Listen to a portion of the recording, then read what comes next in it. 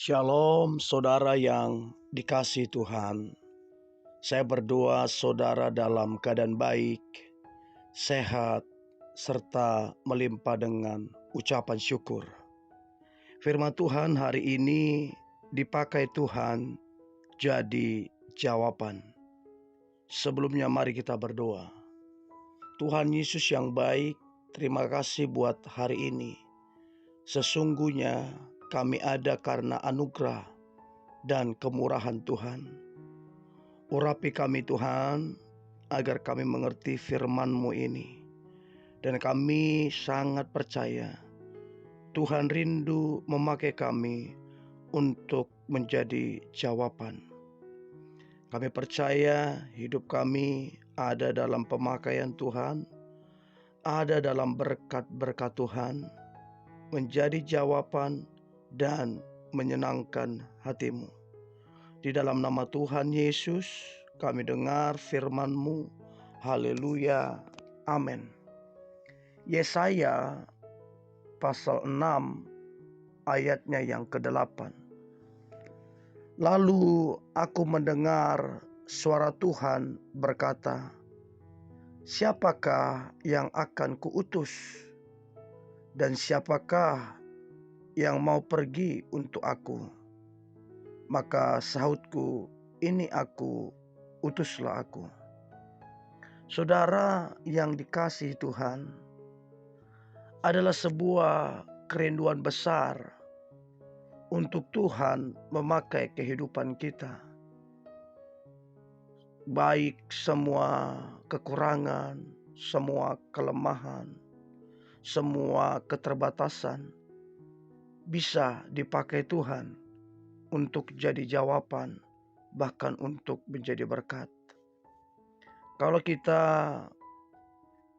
mendengar kisah daripada Nick Pujici, seorang yang lahir dari keluarga Kristen di Melbourne, Australia,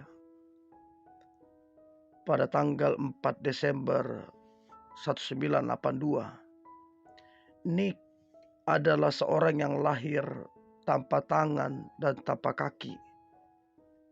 Ia hanya memiliki satu kaki dengan dua buah jari yang menonjol pada paha kiri.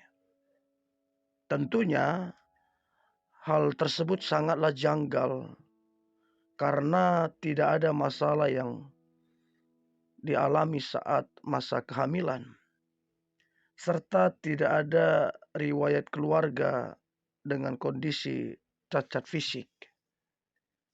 Di saat sendirian, Nick selalu berdoa pada Tuhan untuk Tuhan melakukan mujizat pada lengan dan kakinya tumbuh.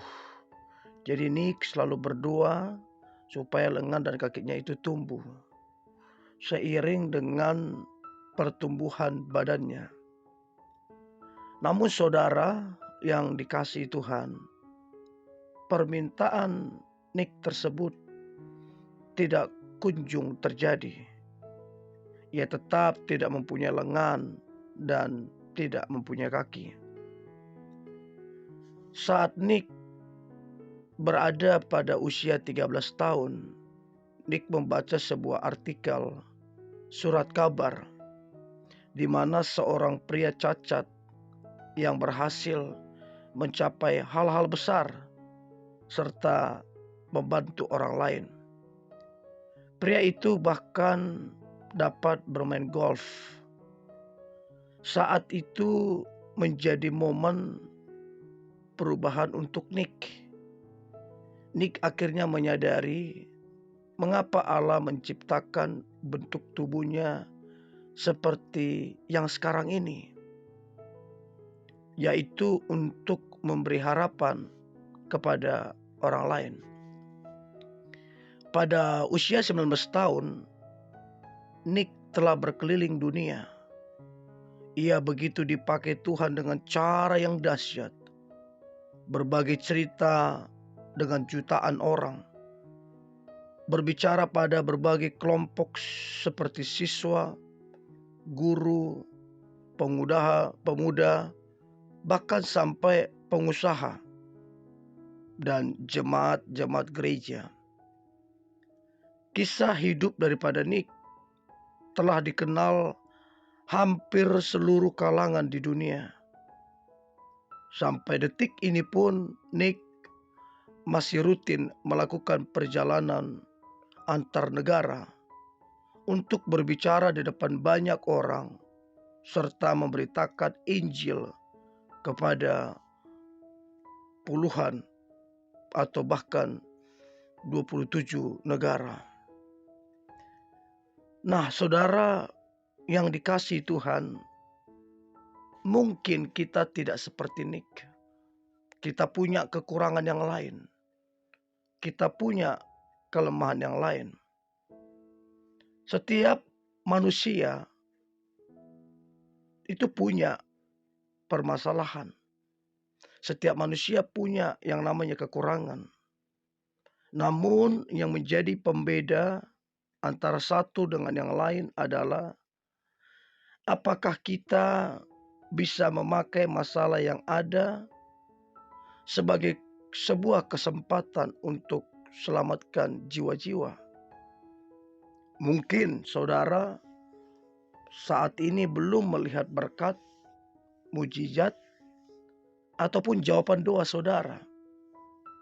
Tetaplah sediakan hidup kita untuk dipakai Tuhan memberitakan kabar baik kepada banyak orang, sehingga banyak jiwa diselamatkan melalui hidup kita.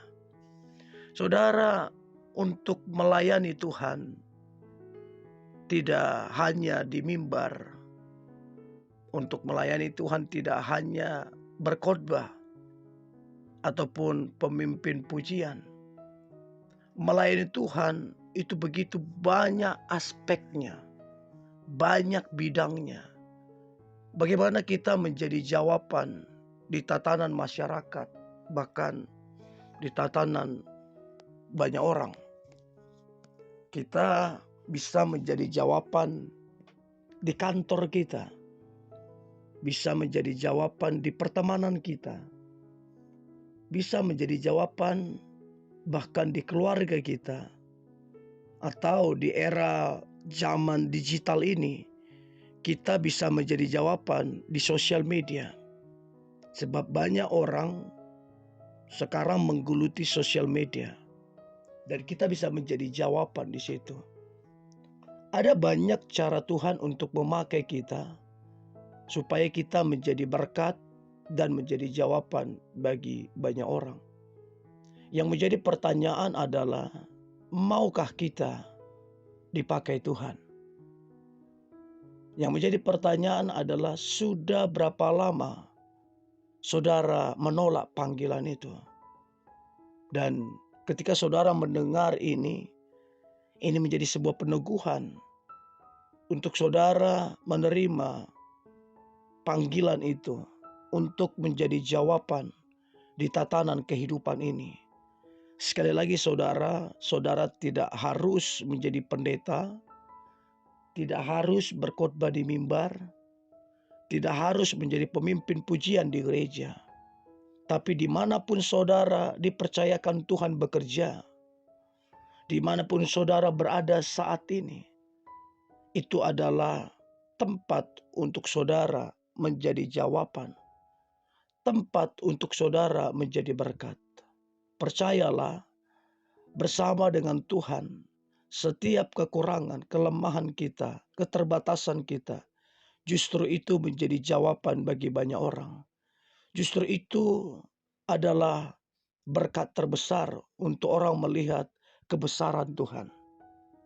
Saudara yang dikasihi Tuhan, terimalah panggilan Tuhan dan jadilah jawaban, sehingga engkau akan menjadi orang yang paling berbahagia, diberkati, serta hidup yang penuh melimpah dengan ucapan syukur. Mari kita berdoa. Tuhan Yesus, terima kasih buat hari ini. Sungguh kami bersyukur punya Tuhan yang mengasihi kami, yang rindu memakai kami. Kami percaya hidup kami dipakai Tuhan untuk menjadi jawaban di pekerjaan kami, di keluarga kami, di lingkungan pertemanan kami, dimanapun kami berada. Kami dipanggil Tuhan, dipakai Tuhan untuk jadi jawaban. Kami sangat percaya Tuhan akan memperlengkapi kami, bahkan akan memberkati kehidupan kami. Di dalam nama Tuhan Yesus, kami berdoa dan mengucap syukur. Haleluya. Amin.